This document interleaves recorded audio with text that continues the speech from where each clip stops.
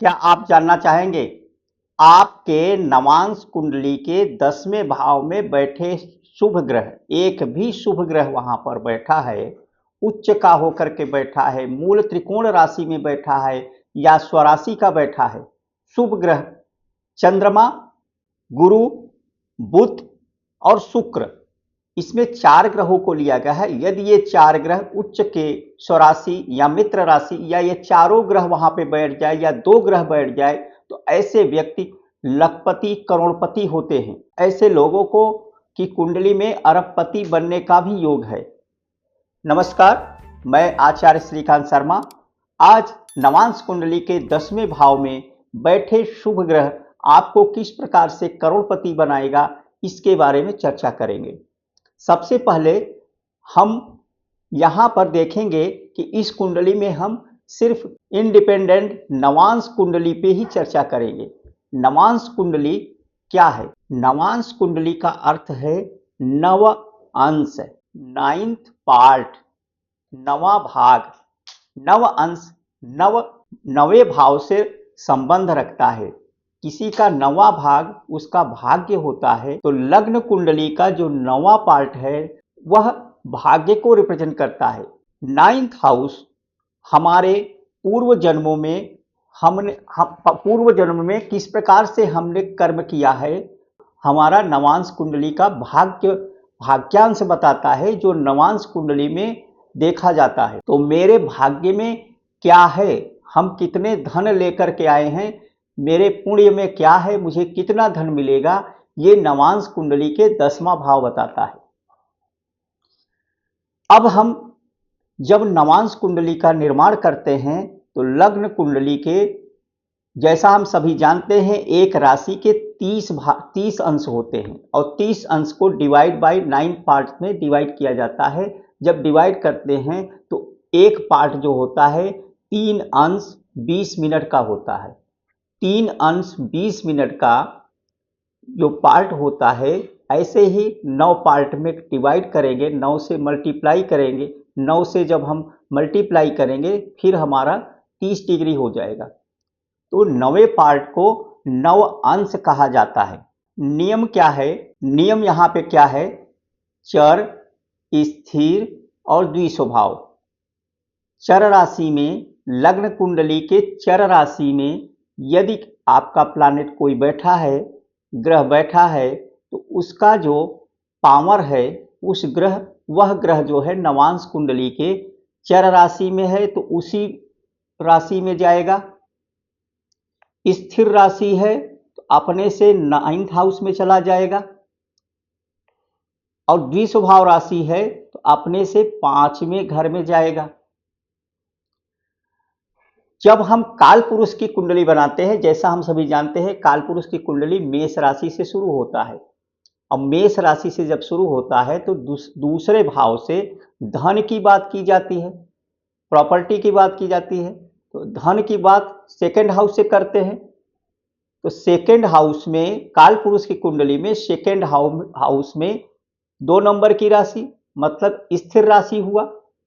और स्थिर राशि का, जैसा हम सभी जानते हैं, स्थिर राशि का अपने से 9th हाउस में जाएगा। तो नवांश कुंडली के किस राशि में जाएगा? वो मकर राशि में जाएगा, यानी 10 नंबर की राशि में जाके बैठेगा। 10 नंबर की राशि में, 10 नंबर के राशि में जाके बैठेगा। तो ये क्या हो गया? ये 10वां भाव क्या दिखा रहा है? आपका जो अर्थ त्रिकोण मतलब धन का जो ओज है वह कहाँ जा रहा है? सारा पावर 10th हाउस। तो नवांश कुंडली का जो 10वां भाव होता है वह हमारे धन को बताता है कि मेरे लक में, मेरे भाग्य में कितना धन है। ये सिद्धांत आपको जैमिनी ऋषि ने दिया है। जैमिनी ऋषि जैमिनी सूत्र में पढ़ेंगे तो ये सिद्धांत, वे छोटे छोटे सूत्रों में बहुत बड़ी बड़ी बातें कह जाते थे। वहां पर लिखा गया है कि यदि आपके नवांश कुंडली के 10वें भाव में एक भी शुभ ग्रह है तो वो आपको अरबपति करोड़पति बना सकता है। उसका संबंध क्या है? नवांश कुंडली का 10वां भाव हमारे धन को बताता है। अब देख चर्चा करते हैं आयन। चार प्रकार के धर्म के चार पैर हैं। पहला धर्म, अर्थ, काम, मोक्ष। 159 जो होता है नवांश कुंडली का, वह हमारे धर्म को बताता है कि मनुष्य किस प्रकार के धर्म का पालन करेगा। यहाँ पर सांसारिक धर्म से इसका कोई रिलेशन नहीं है। हर इंसान का एक अलग धर्म होता है।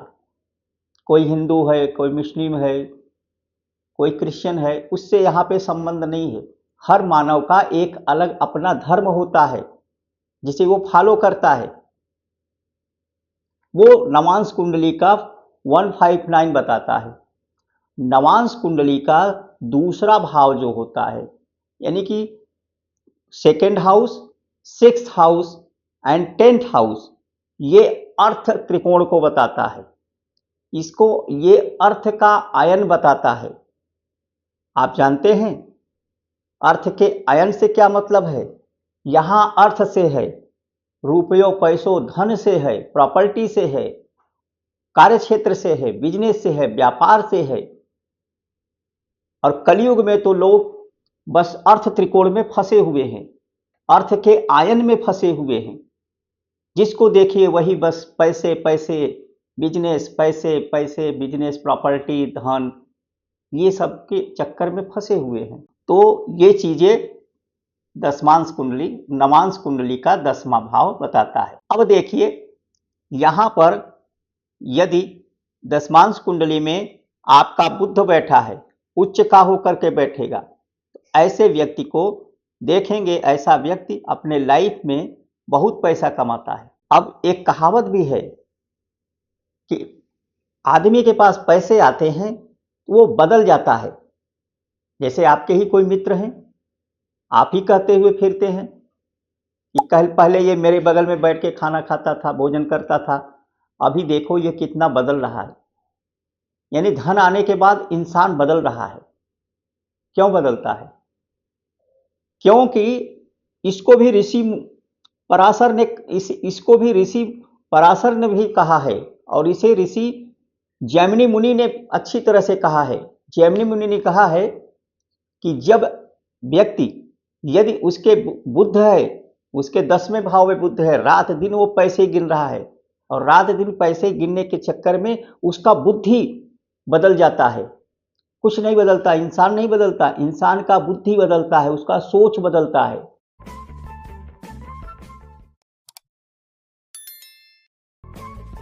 और ये निर्भर करता है वार चक्र पे। जैसे आपका 10वें भाव में, नवांश कुंडली के 10वें भाव में आपका बुध बैठा है, तो लग्न पर, नवांश कुंडली के लग्न पर आपका शनि हावी हो गया है। शनि का मतलब यहां पे क्या है? वो पुराने टेंडेंसी को फॉलो करेगा। अपने माता, अपने फादर, अपने परंपरा, जो उसके घर की परंपरा है, जिस टेंडेंसी से वो लोग काम करते हुए आए हैं, उसको फॉलो करेगा, पुराने चीज़ों को फॉलो करेगा। और शनि क्या चीज़ को दिखाता है? मेहनत को। वो मेहनत करेगा। उसके दिमाग में जैसे जैसे उम्र बढ़ेगा, उसके दिमाग में मेहनत करने की सूझबूझ आएगी, और मेहनत करेगा और उसको धन प्राप्त होगा। अब ये वार चक्र कैसे काम करता है, महर्षि जैमिनी ने इसे कैसे बताया है? ये वार चक्र काम करता है रविवार, फर्स्ट पहला रविवार, सोमवार, मंगलवार, बुधवार, बृहस्पतिवार, शुक्रवार, शनिवार। उसके बाद यहां पर राहु और केतु को भी लिया गया है। इस प्रकार से वार हो गए। अब मान लो आपके कुंडली में 10वें घर में बुध बैठा है, नवांश कुंडली के 10वें भाव में बुध बैठा है, वो आपको करोड़पति बना देगा। तो वो कैसे बना रहा है? अब यहां से काउंटिंग करेंगे। बुधवार कितना हुआ? 10, 11, 12 और 1 फर्स्ट हाउस में बैठा है शनि।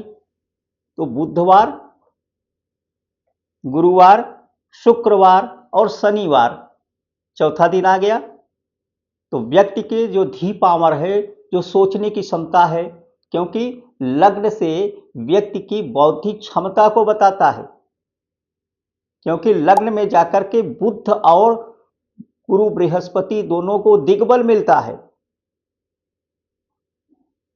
लग्न में दिग्बल किसको मिलता है? बृहस्पति और बुध दिग्बली हो जाते हैं तो धी पावर को देता है, सोच बोझ की पावर देता है, सोचने की क्षमता देता है, दिमाग पे हावी हो जाता है। तो बुध बैठेगा तो आपके दिमाग शनि जैसा होगा। वहीं पर अगर राहु बैठ गया तो वो आपको कंगाल बना देगा। ऐसे व्यक्ति भूल से अगर पैसे भी कमा लिया वो सब बेकार हो जाएगा, क्योंकि राहु जब 10वें में बैठ गया तो वार चक्र से गिनेंगे। राहु के बाद केतु 2 नंबर, राहु के बाद केतु, केतु के बाद रवि और रविवार के बाद फिर सोमवार, यानी चंद्रमा आ गया। चंद्र क्या है? रास लीला, उसको गायन बाजन गीत नाचना गाना ये सब बहुत पसंद होगा और उसमें अपना टाइम बर्बाद करेगा। आपका मंगल बैठा है, मंगल भी क्रूर ग्रह पापी ग्रहों के श्रेणी में आता है। 10वें घर में मंगल बैठ गया, मंगल से काउंटिंग करिए, मंगलवार, बुधवार, गुरुवार, शुक्रवार, तो आपके लग्न पर आपके बुद्धि पर शुक्र सवार हो गया। शुक्र क्या है? भोग विलास रासलीला, इस सब में व्यक्ति अपने पैसे गंवा देगा। ऐसे व्यक्ति के पैसे आएगा भी तो वह इन सभी चीजों में गंवा देगा। इसलिए वार चक्र यहाँ पे फॉलो करेंगे तो आपको पता चलेगा कि आदमी इंसान क्यों बदल रहा है। नवांश कुंडली में बैठे शुभ ग्रह आपको करोड़पति बना देता है। वह किसी भी ग्रह से पीड़ित नहीं होना चाहिए, वह उच्च का होना चाहिए, मित्र राशि का होना चाहिए अथवा मूल त्रिकोण में होना चाहिए, फ्रेंडली साइन में होना चाहिए, उसमें किसी ग्रह का इफेक्ट नहीं होना चाहिए।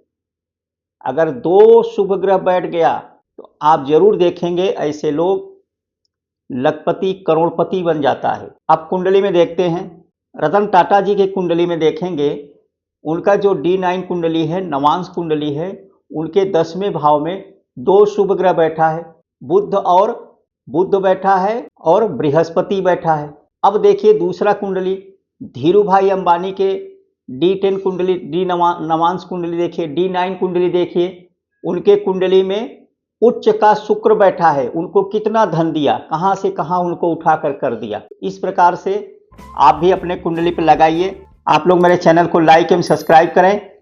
धन्यवाद।